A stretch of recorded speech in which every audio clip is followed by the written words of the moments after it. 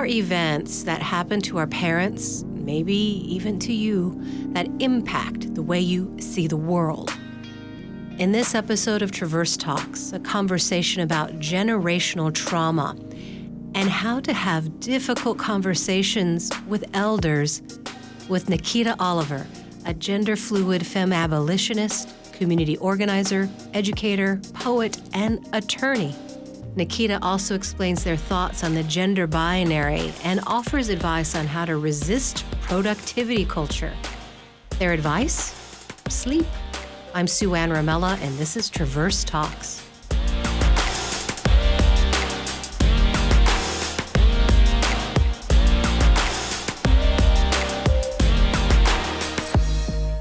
We have so much to discuss about your work and who you are, but first, can you tell us about this building?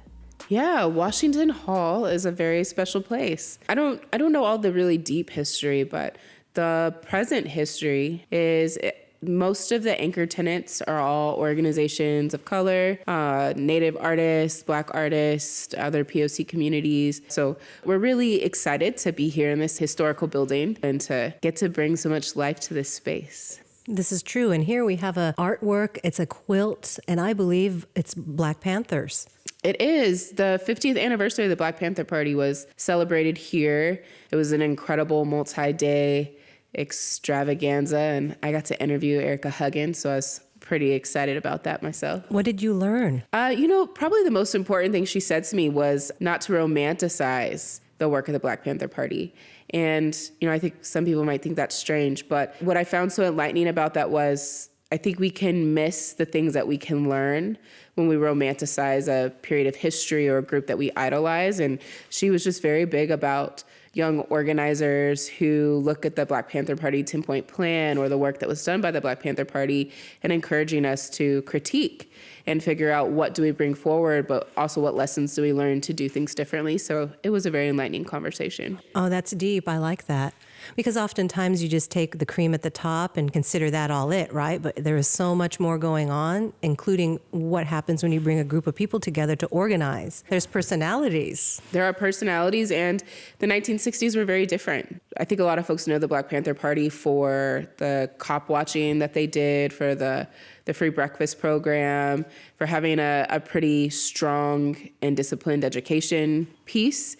And, the 1960s in terms of context was very different than 2021. And so a big part of our conversation was her talking about how does organizing and revolution and the work that we're doing look different just simply because of the time period that we're in and the different context that we're living through. Mm-hmm. So for our listener, can you describe what creative justice is? So we were birthed in 2014 out of the No New Youth Jail movement. So in King County in 2012, voters approved, at that time, $180 million new jail and court specifically for children. And some young folks and organizers started organizing a community in 2012 to say, we don't want this. So in 2014, when the 1% for arts, which is, it's county funding for arts, that comes off of every capital project in King County, came through, this woman who saw the No New Youth Jail movement and was in support of it said, how about instead of doing what we typically do with public art dollars, she decided, how about we invest $250,000 in incubating a program that is arts-based, but is working to dismantle the school-to-prison pipeline.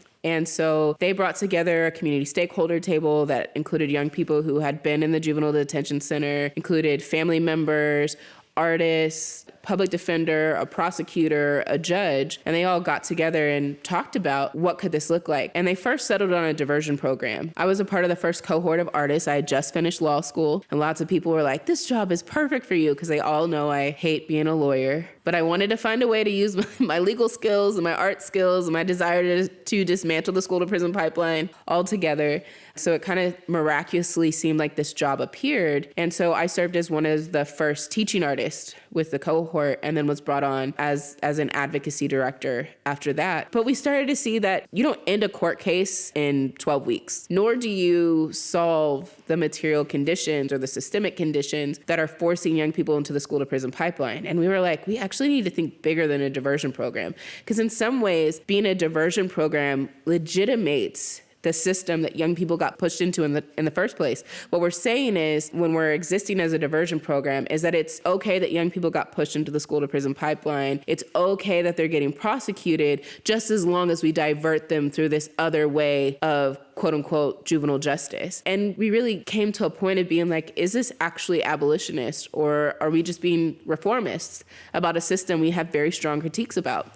And so what we did is we shifted. And instead of young people coming just for diversion, young people could self-refer, or they could refer their friends, and it would just be a safe space to make art. It would be a safe space to talk about what's happening in your community, what's happening at home, what are you seeing systemically, build a shared language, have a healing, engaged space where we pay young people. I mean, I know that some people think that's wild, but we pay young people for their time and making art, because we know that economics is such a big part of why young people are pushed into the school to prison pipeline. And we started to see the program really grow. So young people still got the benefit of diversion who needed it, but for young folks who just wanted a place to be a part of doing movement work through art, we were also a place for that. It has really evolved into having multiple parts where there is still a diversion component, because we know the school to prison pipeline still exists and we don't want to see young people in cages. But there's also a huge element of the work that is about imagining a world beyond prisons and a world beyond police, and using art and building community as a way of doing that. You mentioned earlier that you hate being an attorney. I do. Why did you go to school for it? I was working at this school called Seattle Urban Academy.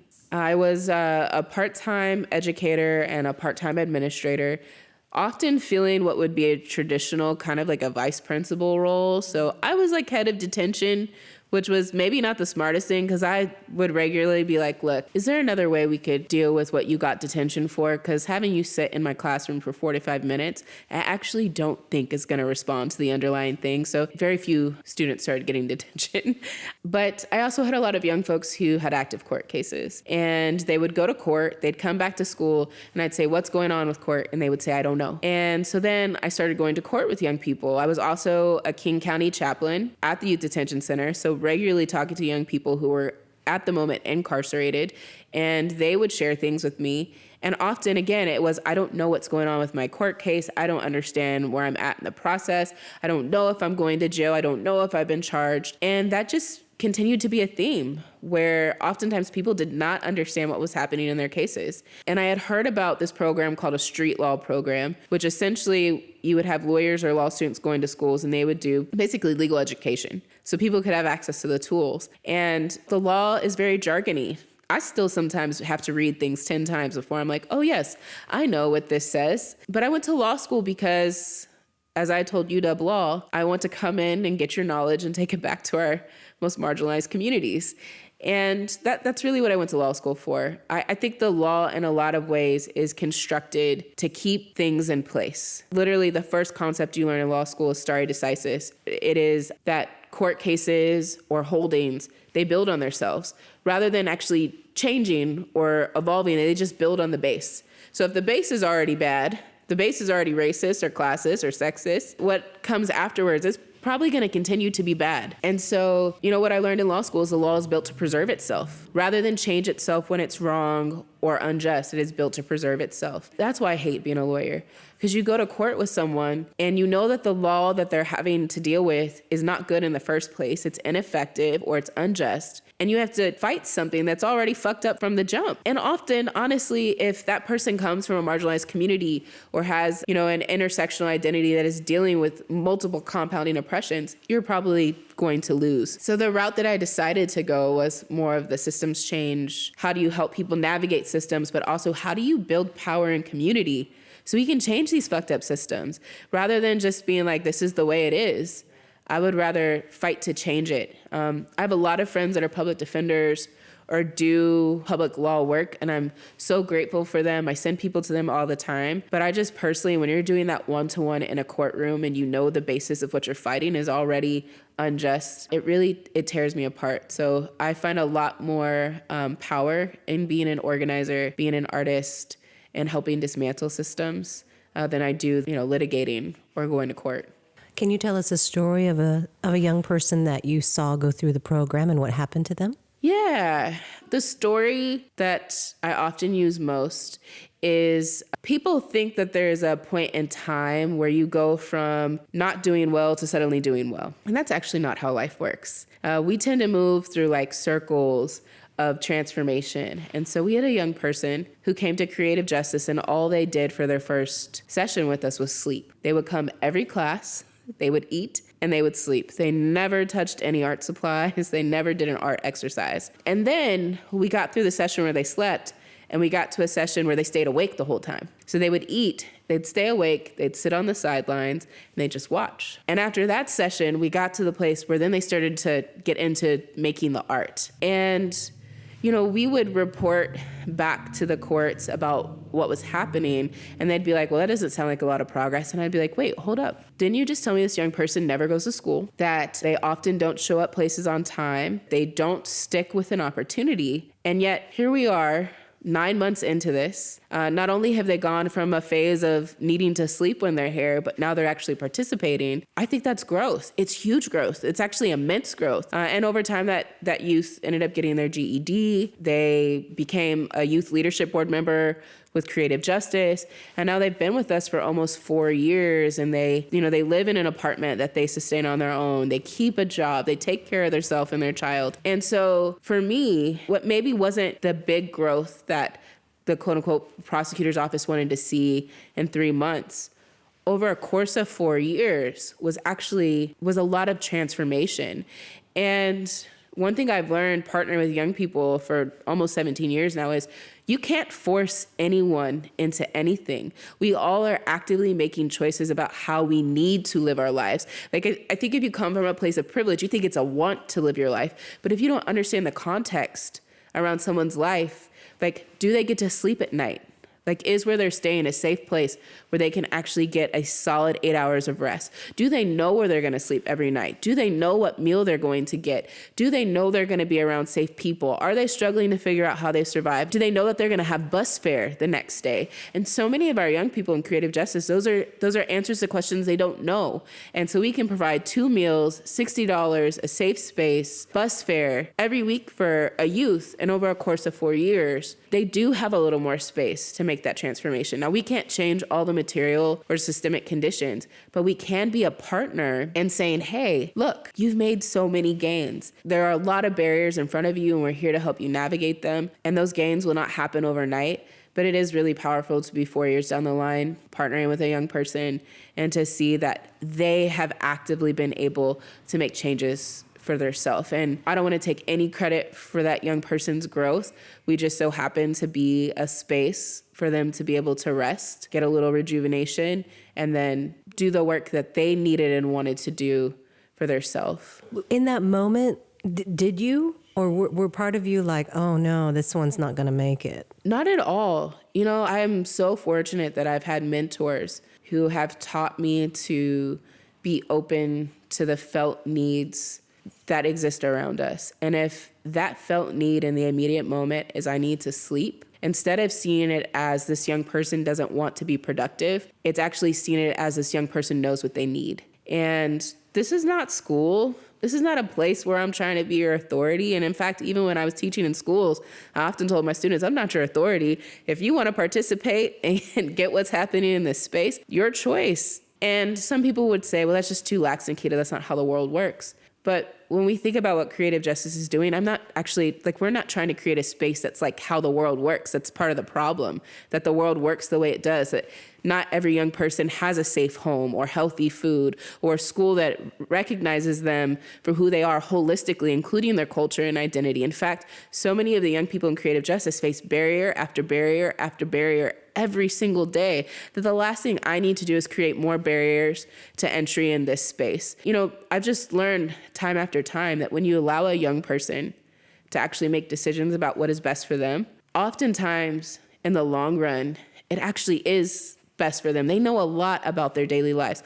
I only see them for 4 to 5 hours a week. Who am I to tell them what to do in those 4 to 5 hours? Now, yes, there are boundaries and expectations, like don't harm other people. This is not a space where I'm going to be okay with you harming yourself. Let's be respectful and caring for each other. Let's be about keeping our shared space clean together. But that's about community building. That's about relationship. And I think that those same principles can actually apply to the society at large, is that when we're about people getting the care that they need, we actually start to build much safer, healthier communities. But when we look at things like policing or prisons or even courts, oftentimes that is actually so much more about authority than it is about creating safer communities where people can thrive. If you don't have access to a house, if you don't have access to transportation or food or healthcare, the expectation that everyone meets the same standard of behavior is actually false. We can't all meet that same standard. We don't all have the same tools in front of us. I think the very same way here at Creative Justice. My goal is to provide as many tools and things that exist in this space that we can share as possible. And then what you need to do with this space, we want to create a safe way for you to exist. Wow.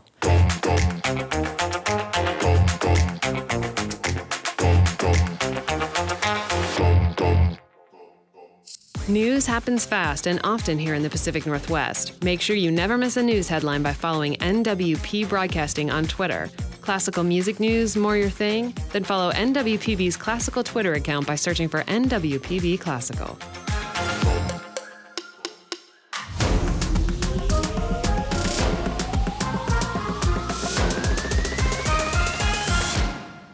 Nikkita, your mom is white. Mm-hmm. Your dad's black. You're originally from Indianapolis. Mm-hmm. You did your higher education here in the Northwest. How did that influence who you are? And how does having a white mom and a black dad influence you culturally? You know, I think like anyone, my parents and their culture and their roots and who they come from has impacted who I am. I don't know if it's so much that my mom is white and my dad is black, as much as it's that it is the way that those two things interact, especially when they come together in one person. You know, withstanding that we still live in a very white supremacist country where racism is very real. My father passed in December of last year, and medical racism played a huge part in why he did not live longer. I think the biggest impact has been watching the difference in how my white family and my black family get to move through the world, and how I, as a light-skinned black mixed person, also move through the world differently than each of those, you know, sides of my family do. And looking at how even, you know, when my grandmother was in the hospital, the type of care she received, and because on my mom's side, my family is poor, there was still a lot of having to fight for the kind of medical attention that was needed. But once that fight was over, my grandmother got good medical care. And on my father's side, it seemed like no amount of fighting, no amount of pushing doctors or nurses to listen to what he was saying about his own body ever got them to take him seriously. And so I think that is what has probably shaped me most is, and I want to say I think that's unfortunate, right? Because it should actually be the deep beauty of the cultures I come from and our history and the stories we tell and the music we make and the foods that we eat. You know, those are the things that I would like to talk about shape me. But, you know, if I'm honest, it really is seeing the way in which racism and classism and sexism have unfolded, and even just like the difference of longevity of life. The struggle and the frustration seem to have more of an impact like that, huh? Mm-hmm. Yeah.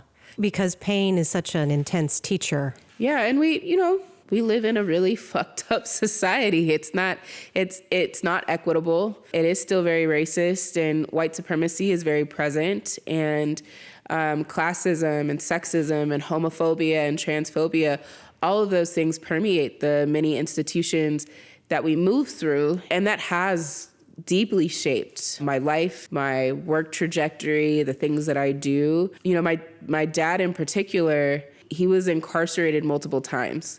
And you say that and people automatically think, what crime did that person commit? Which is problematic in and of itself, right?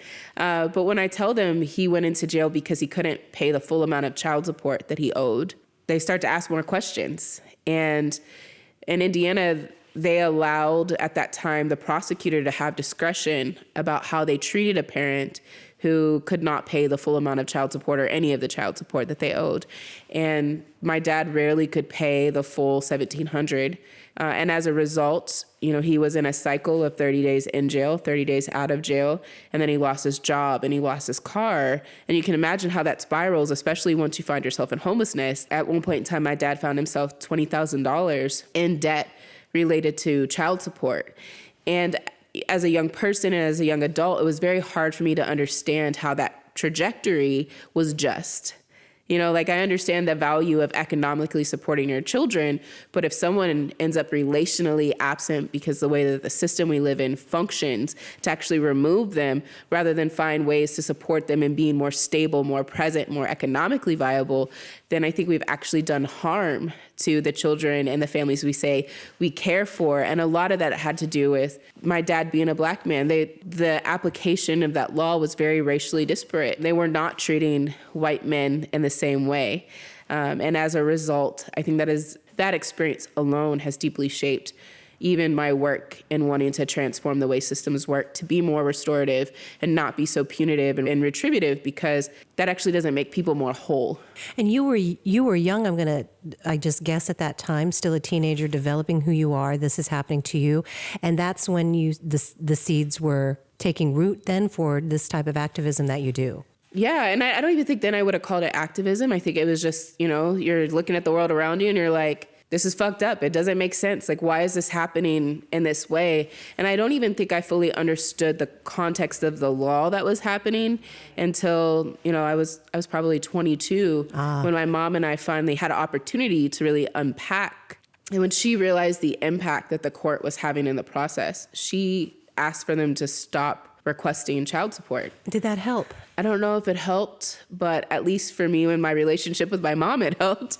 I don't think my mom would have called that restorative justice or abolition or any of the things I call the work I do now. But I think in that moment, my mom was looking for what actually fixes this relationship, and she made a choice. When I was 22 and we were having a conversation about what happened and why it happened, my mom's choice spoke volumes to me about what she really cared about and what she thought me and my sister needed in that process.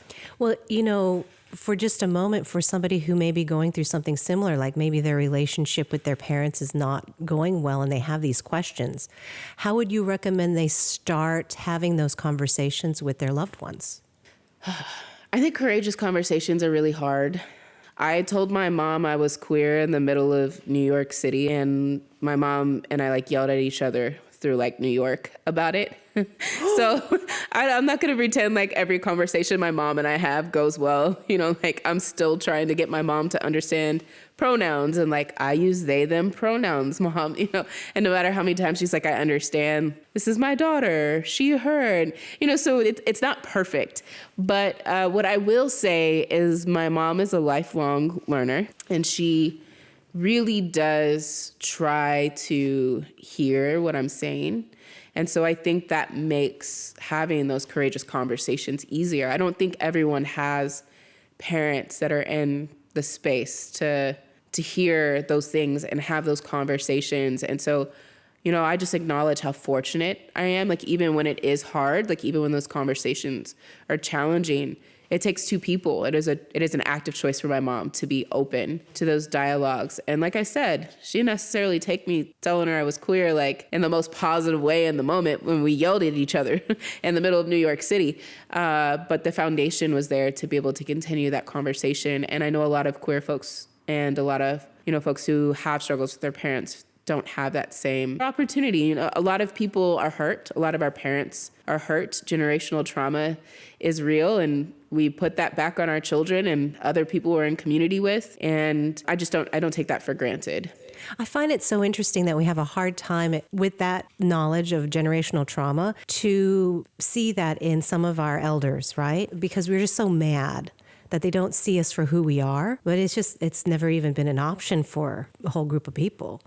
So then the burden of this relationship moving forward seems to fall on the younger generation. I think it's exhausting. Honestly, I think it's exhausting on all sides. This last election, some of my own elders in my community chose to endorse my opponent. And I'm not going to pretend that as a Black community member, watching Black elders endorse, a white woman who I actually don't think has the best intentions for all communities in our city didn't hurt. And at the same time, I can recognize that so many of the experience of our elders in the Black community has been, how do you get proximity to power? And it's probably not going to be this 35-year-old running for office who's, talking about abolition, or who's saying in single family zoning, or who wants to cut the police budget by 50% and build in community, safety hubs. I can imagine that for folks who have already been through so much turmoil in their lives, there are probably routes that are a lot easier. Well, that's really wise of you to recognize that. But internally, how does that assist you with your activism or your thoughts and philosophies of moving forward? It's a constant reminder that no community is a monolith. No community is monolithic, whether we're talking about white communities or Black communities or the Asian diaspora or Native communities. There is disagreement around a lot of things: gender, age, class. And so going back to Erica Huggins, that conversation was very formative for me because I asked her, how do I interact with elders I disagree with? And she said, I had elders I disagreed with. This is a tale as old as time, and it's not a new thing. But are you moving in a principled way? Are you moving transparently? Are you being accountable? Is it really coming from a place that is grounded in a bigger vision of community care and well-being? Then keep moving in that way. If you're not causing harm and what is being built is actually transformative, that will come out in the long run. But no community is a monolith. There will always be disagreements. And I think we live in a society that really desires to boil things down to clear boxes.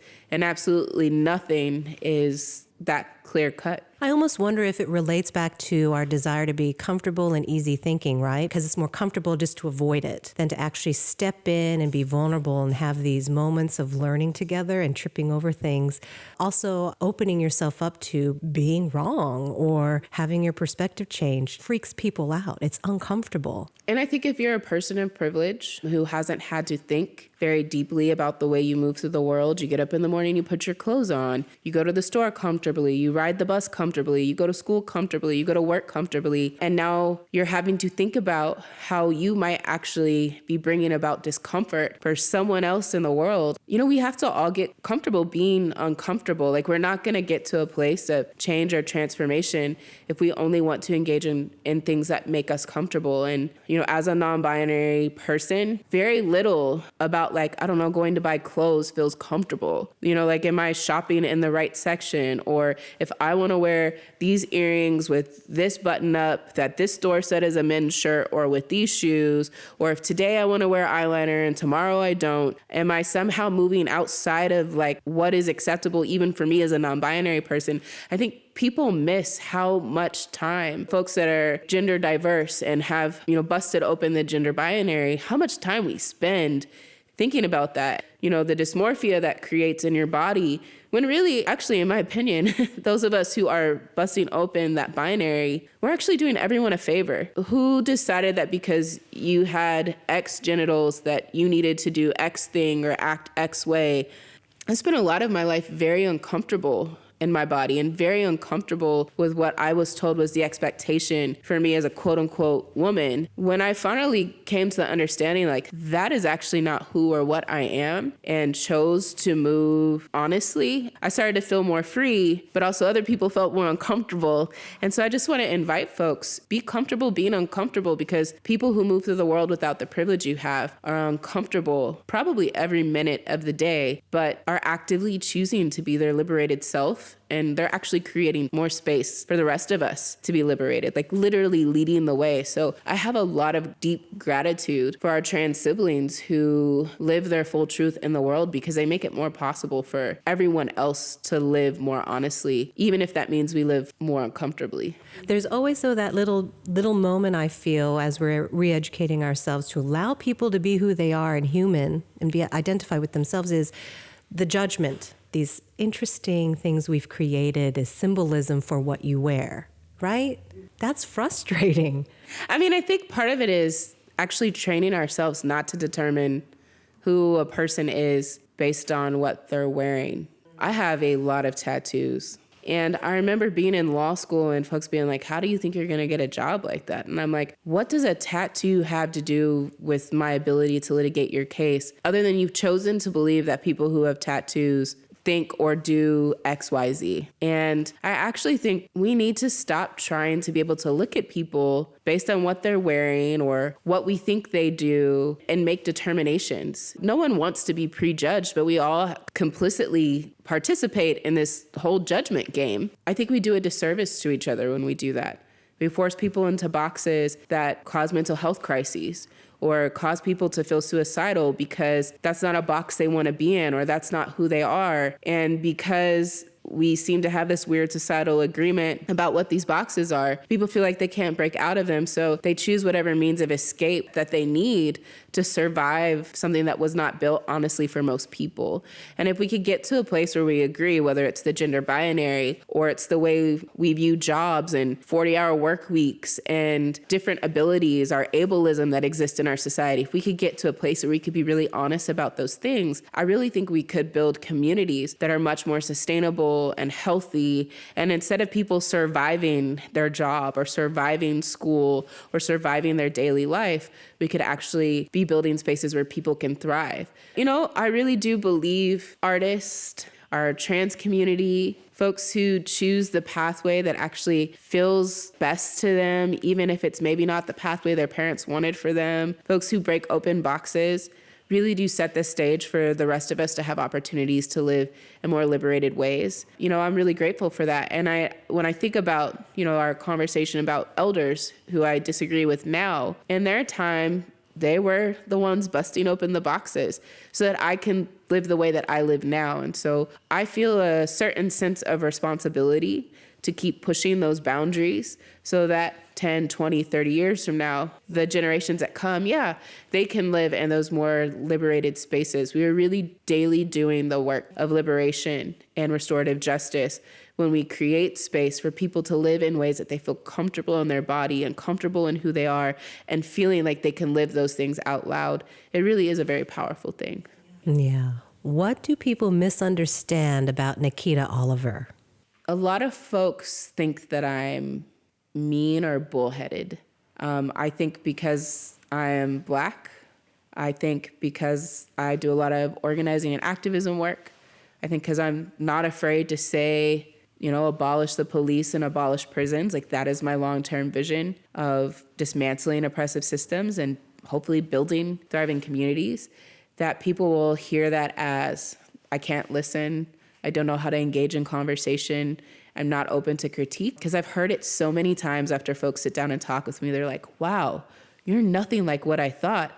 And I always ask, well, what did you think? And they're like, well, you know, you're an activist. I guess I thought you would just like yell at me. And I'm like, people who do organizing work, we don't show up to it. Well, I don't show up to it because I want to yell at people. I show up to it because I want people to be politicized and engaged and inspired to actually build a society where everyone can live in a thriving way. And that doesn't happen. Sometimes it happens by yelling in the streets, but that's not the only way that it happens. And, you know, I had a conversation with a very wealthy older white man who told me I need to have better PR for myself so that people know I'm more than just an activist. And I had to say to him, is being an activist a bad thing? Because there's lots of people we celebrate for it. And I think that people choose not to know all these other sides of me. They choose to enter a conversation assuming that I don't listen or I can't have conversation, or even sometimes assuming I'm not smart. If I had $1 for every time I've been told how articulate I am, I would be very wealthy. And all of those things are racialized, they're gendered, there's class assumptions. And, you know, to go full circle with our conversation, I just really encourage people, come to spaces with some openness. If I entered every space assuming that wealthy white people have no interest in changing society, I would never be able to move around Seattle. So why is it that folks enter the room assuming maybe the opposite, but similar things about me? We could all use a lot more openness around breaking open these boxes, but that requires those of us who have privilege, and that includes me, to be willing to leave some of our assumptions behind and enter spaces and conversations with a little more openness and willingness to learn with and from each other. Nikkita Oliver, thank you so much. This has been an incredible conversation. Thank you.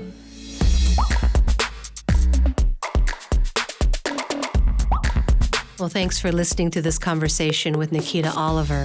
They started Creative Justice. I hope you'll have a chance to look that up. It's quite extraordinary. And learn more about Nikkita by checking out their TED Talk. This is Traverse Talks. I'm Sueann Ramella.